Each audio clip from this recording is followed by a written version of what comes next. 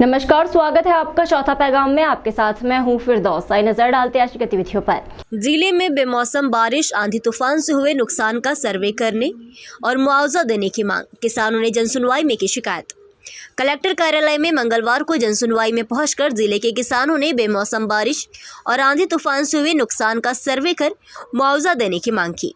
किसानों ने कहा कि कुछ दिनों पूर्व आए आंधी तूफान के कारण खेतों में लगी गेहूं, मक्का, चना सहित अन्य फसलों को नुकसान हुआ है, लेकिन अभी तक सर्वे शुरू नहीं हुआ। शासन से मांग करते हैं कि खेतों में हुए नुकसान का सर्वे कर किसानों को मुआवजा राशि देने की मांग की गई। भारतीय किसान संघ मध्य प्रदेश की जिला इकाई द्वारा कलेक्ट्रेट कार्यालय में सांकेतिक रूप से धरना देकर विरोध दर्ज कराया। किसानों की मांग है कि लंबे समय से किसान पीड़ित है, कई बार प्राकृतिक आपदाएं आई है, बावजूद देश की उन्हें किसी प्रकार का मुआवजा नहीं दिया जा रहा और न ही किसानों की फसलों का सर्वे किया जा रहा है। इसके अलावा किसानों को कई समस्याओं का सामना करना पड़ रहा है। कई जगह किसानों के खेतों के रास्ते रोके जा रहे हैं। बुरहानपुर में भी टेक्समो पाइप फैक्ट्री सहित कई जगह किसानों के खेतों के रास्ते रोके गए, लेकिन शासन प्रशासन ध्यान नहीं दे रहा है। किसानों ने कहा कि चुनाव के समय बहुत से वादे किए गए थे, लेकिन उन्हें पूरा नहीं किया गया। खंडवा में प्रकृति आपदा से प्रभावित किसानों को मुआवजा दिया गया, लेकिन बुरहानपुर के किसानों को नहीं दिया गया है। इस दौरान कलेक्टर कार्यालय में भारी संख्या में पुलिस बल मौजूद था। किसानों ने डिप्टी कलेक्टर को ज्ञापन सौंपा। किसान संघ के बैनर तले हम यहाँ पर एकत्रित हुए हैं। मांगे हमारी ये है कि निवृत्तमान विधानसभा जो अभी गई, उसके चुनाव के पूर्व कुछ घोषणाएं की गई थी। सबसे पहले ये घोषणा की गई थी कि गेहूं का जो मूल्य हम 2700 रुपये प्रदान करेंगे और धान का मूल्य जो है 3100 रुपये प्रदान करेंगे। लेकिन धान हमारा बिक चुका है। हमारा कहना यह है कि हमारा जो धान बिक चुका है उसका बोनस हमको दिया जाना चाहिए और जो 2700 रुपये की घोषणा की गई थी वो दी जाना चाहिए। पूरे जिले में आंधी तूफान 3 से 4 बार आ गया है। इसके पहले भी किसानों की फसलें पूरी चौपट हुई थी, उसका भी हमको ना तो उसका कुछ मूल्यांकन हुआ और ना ही कुछ मुआवजा मिला। जिला पंचायत कार्यालय में हुई साधारण सभा की बैठक। जनप्रतिनिधियों ने प्रशासनिक अफसरों से ली योजनाओं की जानकारी। जिला पंचायत कार्यालय में मंगलवार को साधारण सभा की बैठक आयोजित की गई। अध्यक्ष गंगाराम मार्को सहित जिला पंचायत सदस्य शामिल हुए। बैठक में सीईओ सृष्टि देशमुख ने सभी शासकीय विभागों के अफसरों से जिले में संचालित योजनाओं की जानकारी लेने के साथ ही कार्य अधूरा मिलने पर उन्हें जल्द पूरा करने के निर्देश दिए।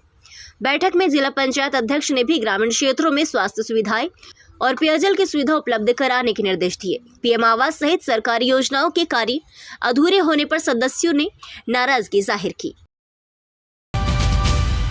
ग्रामलोनी के रहने वाले जगन्नाथ पाटिल 2015 से जनसुनवाई में पहुंचकर शिकायत कर रहे हैं। उनकी फसलों को सूकर नुकसान पहुंचा रहे हैं। उनका कहना है कि खड़ी फसलें बर्बाद हो रही है। जंगली जानवर जंगल से उनके खेत में घुस जाते हैं और फसलों को नुकसान पहुंचा रहे हैं, जिससे अब तक उनका 12 लाख से अधिक का नुकसान हो चुका है, जिसकी शिकायत वे 2015 से लगातार हर जनसुनवाई में कलेक्ट्रेट कार्यालय आकर कर रहे हैं। 300 से अधिक बार उन्होंने शिकायत की है, लेकिन अभी तक उनकी सुनवाई नहीं की गई है, जिसके कारण वो काफ़ी परेशान है। उन्होंने कहा कि बार बार शिकायतें करने पर प्रशासन ने उन्हें आदतन शिकायतकर्ता घोषित कर दिया है, जिसके कारण आप कोई भी अधिकारी कर्मचारी उनकी शिकायत को गंभीरता से नहीं लेता और उनके खेत की फसलें लगातार सूकर नुकसान पहुंचा रही है। जंगली सूअर हमारी फसल खा जाते हैं, जंगली सूअर फसल खा जाते हैं और उसके पंचनामे भी हुए। 65-70% नुकसान हुआ है, परंतु हमको मुआवजा नहीं दे रहे। हम पंचनामे की फोटो कॉपी लगा रहे हैं, पढ़ते भी नहीं कागज को हमारे। कितनी बार आओ, 2015 से इनके पीछे घूम रहे हैं और हम शिकायत करने आते हैं, हमारा काम करते नहीं और हमको आदतन शिकायती बोल देते हैं। आदतन शिकायती बोल देते हैं। मंगलवार को अखिल भारतीय विद्यार्थी परिषद की जिला इकाई नारेबाजी करते हुए कलेक्टर कार्यालय पहुंची।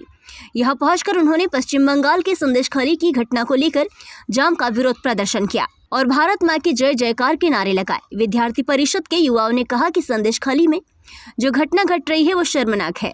अखिल भारतीय विद्यार्थी परिषद की जिला संयोजिका ज्ञानेश्वरी ठाकुर ने कहा कि महिलाओं के साथ जो अत्याचार हो रहा है वो भी ऐसी जगह जहां पर महिला नेतृत्व कर रही है। हजारों महिलाएं अपने परिवारों के साथ संदेशखाली से पलायन करने को मजबूर है। हम मांग करते हैं कि केंद्र सरकार इस ओर ध्यान देकर महिलाओं पर हो रहे अत्याचारों पर अंकुश लगाने के लिए सख्त कदम उठाए। और हेल्पलाइन नंबर जारी करे और जो लोग ये कृत्य कर रहे हैं उनके खिलाफ दंडात्मक कार्रवाई की जाए। आज अखिल भारतीय विद्यार्थी परिषद के द्वारा राष्ट्रपति के नाम कलेक्टर महोदय को ज्ञापन सौंपा गया है। पश्चिम बंगाल में संदेश खाली में जो महिलाओं के साथ घटना घटी है, यौन शोषण, उत्पीड़न, बलात्कार जैसी घटना घटी, और घटना वहां घटी है जहां पर स्वयं नेतृत्व करता एक महिला है, तो ये मानवता को शर्मसार करने वाली घटना है, जिसके विरोध में विद्यार्थी परिषद पूरे प्रदेश भर में प्रदर्शन आंदोलन कर रही है कि जिन शोषित महिलाओं के साथ, जिन महिला जो अनुसूचित वर्ग की महिला थी, अत्यंत पिछड़े वर्ग की जो महिलाएं थी, उन लोगों के साथ जो शोषण हुआ है, जिन जिहादियों के द्वारा वो शोषण किया गया है, उन पर कड़ी से कड़ी कार्रवाई होनी चाहिए।